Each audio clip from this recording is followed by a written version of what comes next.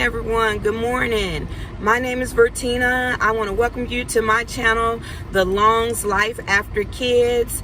And so normally I'm in my bathroom getting ready, talking to you guys, but I decided to switch it up this morning. So I am on my way to work. So I probably won't be looking in the screen because, of course, I am on my way to work. So I will maybe look from time to time when I'm stopped. I've already done my outfit of the day video, but I want to come a little different this morning.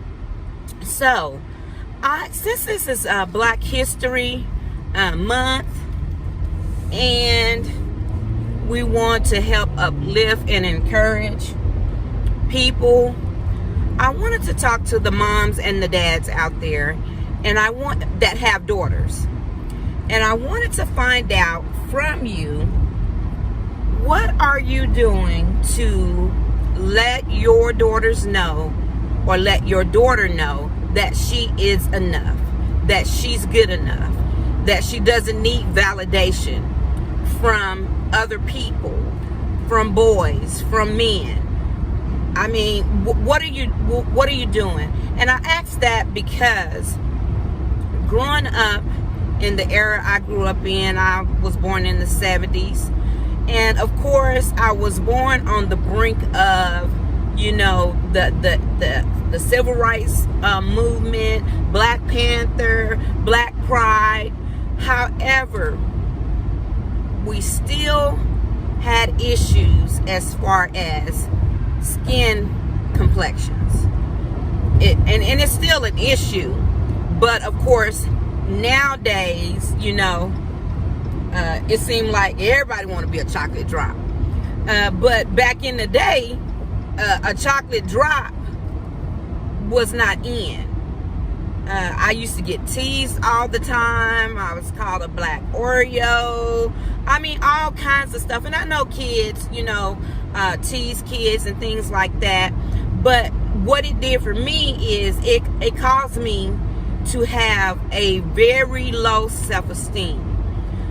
So when your child has a low self-esteem, they're an easy target. You know, you already have peer pressure. You know, that's gonna happen. However, when they have a low self-esteem, they are a target for predators, for boys. I mean, they are a target. And so what are we doing? What are we doing to uplift our young ladies and encourage our young ladies? I'm gonna be honest. When I was 12, I met my first boyfriend. Oh, he was handsome. He was handsome. You know who you are. He was handsome, but I was 12. I was a baby. But he was much older than I was. Now, I think back to that.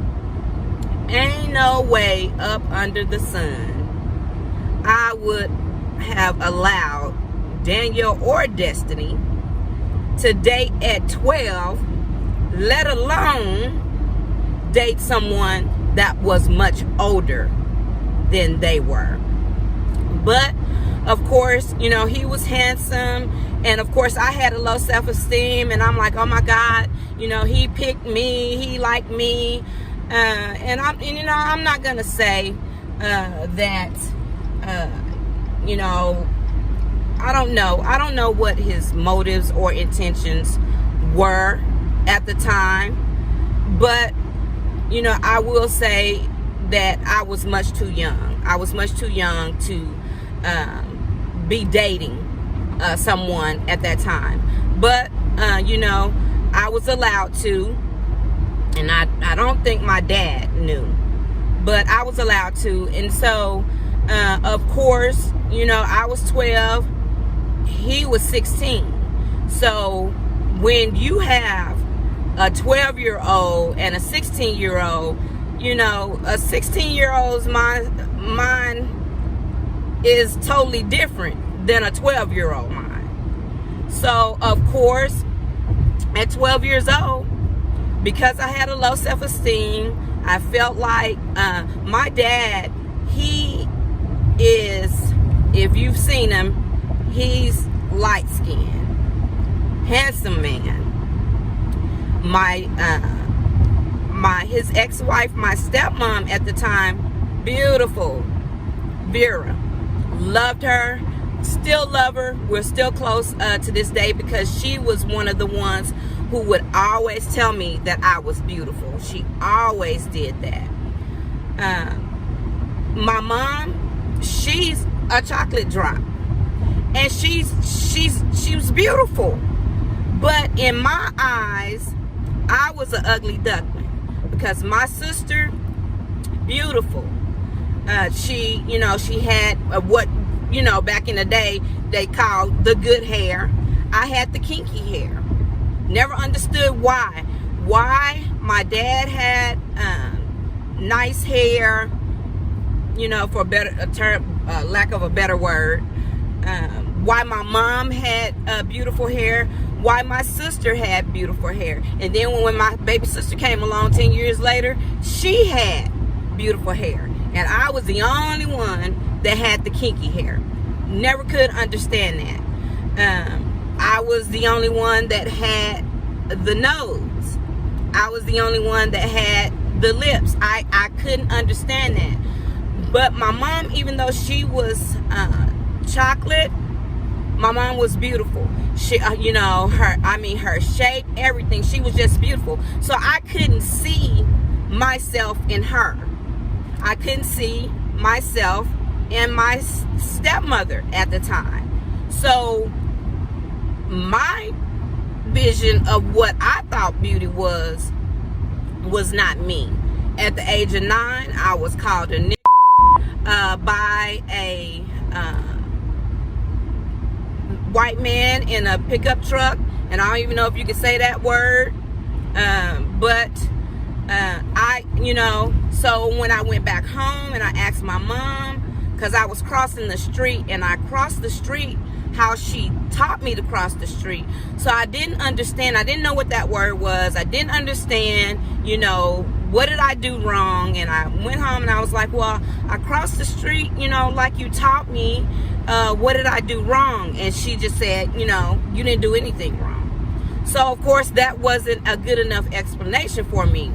So I looked it up in the dictionary, and of course in the dictionary at the time, it said a dark person, and I can't remember exactly what the definition was, but it did say it was a dark person, and it was a negative definition. So of course that helped to shape my view of what I thought beauty was. So going back to, getting this boyfriend that was such a handsome young man to show me some attention, I was gone. Yep, I was gone. So at the age of 12, I lost my virginity. And so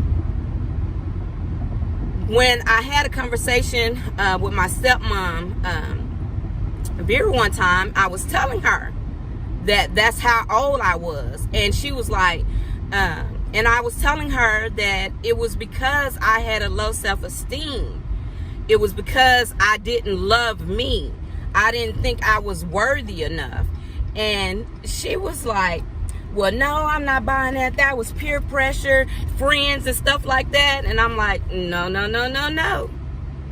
If that's the case, I was the pressure of the peers, because I was the first one of the group who lost their virginity. So it wasn't about, I wasn't being pressured as far as my friends were concerned, because I hadn't talked to them about, what I was going to do. I didn't talk to anyone until after, it happened. As far as my friends are concerned, I didn't talk to anyone until after it happened. So it wasn't a thing of, I was feeling pressured by my friends or even by him. It was, I thought that's what I had to do in order to keep him. So I'm asking, what are we doing? Because if you don't, when I was raising my girls, I didn't care. I would place Danielle, put Danielle in the mirror. I would tell her she was beautiful. No one was more important than her. And that was just my way, making sure that I talked to her. When Destiny came along, did the same thing. Because I didn't want them, you know, I knew they were gonna have peer pressure, but I didn't want them to feel like they had to do certain things because they felt like they weren't good enough. I didn't want that for my girls, and so that's why I, you know, tried to do things a little bit different. Now, of course, you know, him and I, we broke up, and that was devastating or whatever. And I think it wasn't until I turned 17 years old, I was a senior in high school, and I used to hang out with two other young ladies that were what I now call chocolate drops. And they were beautiful. But still, in my eyes, I was inferior. So one day I was going to church. I got off work and I got to church, and I was walking up on the church lot. And I'll never forget it. We called him Cookie.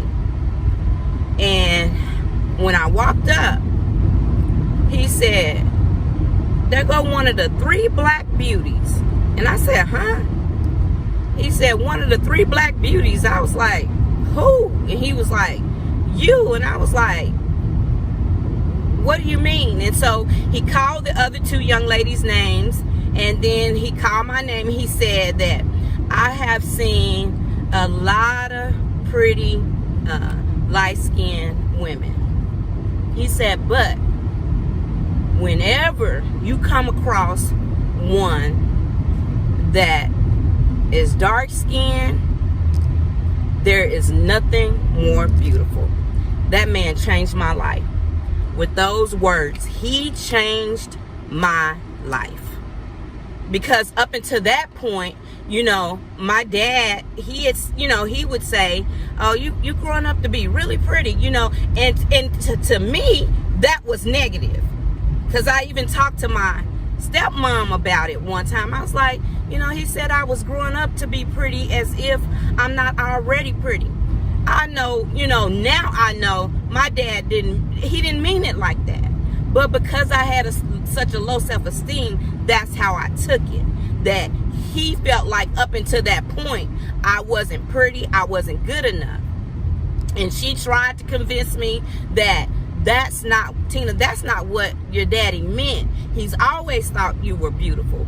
But I couldn't see that. So when Cookie said that to me, it changed my life. Because up until that point, I had allowed boys to use me.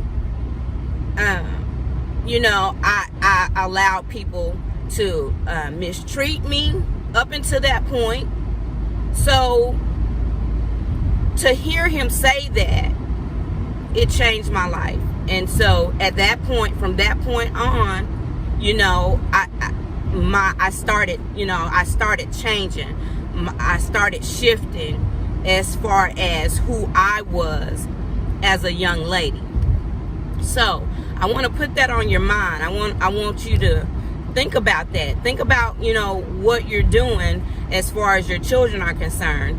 And I know that, you know, it may not be you know, a big deal nowadays as far as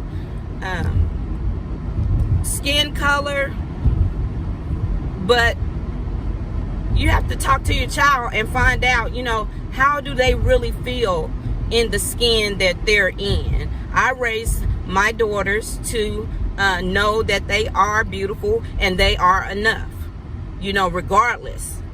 to what any man, any person, anyone, any woman, whoever, it doesn't matter. You are enough. So that's all I have for you today. I didn't went on with my rant, but I just wanted to talk to you and find out, what are you doing? Make sure you're talking to your daughters. Dad, make sure you are talking to your daughters and assuring them that they are enough. Mom, make sure you're doing it also. It's important. I wanted to add that as far as the young man was concerned, at the age of 17, he did come back for me. So, I don't know. I don't know if that was a good thing or a bad thing, but he did come back for me when I was he found me. I don't know how he knew I was at church, but he found me at the church that I was going to, and he came back, but he came back on his wedding day.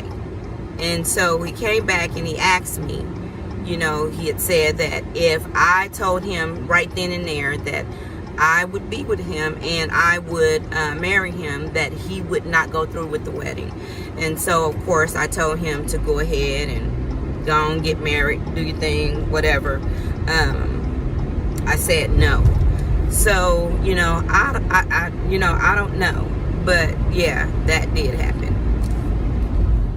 You guys have a great day. And remember to like, subscribe, hit that notification bell. And I will be back again probably a little later because I'm getting ready for this anniversary dinner and I'm excited about it. So, hey, make sure you chime in. Y'all have a blessed day. This is the outfit of the day. Just something simple. I have a pair of shoes that will match that shirt. And then I will figure out what purse I'm going to take. I have a purse that will probably match as well. But that is my outfit of the day. As you can see, I changed my look for today. I didn't care for just the shirt with the pants and with those shoes and the purse I had. So I switched it up, changed it to a black shirt with the black patent leather shoes. And I put this shawl or whatever you want to call it on top of it. And then to bring that out, I grabbed my plaid purse to go along with it to bring the little top out. So that is my look for today. You guys have a great and blessed day.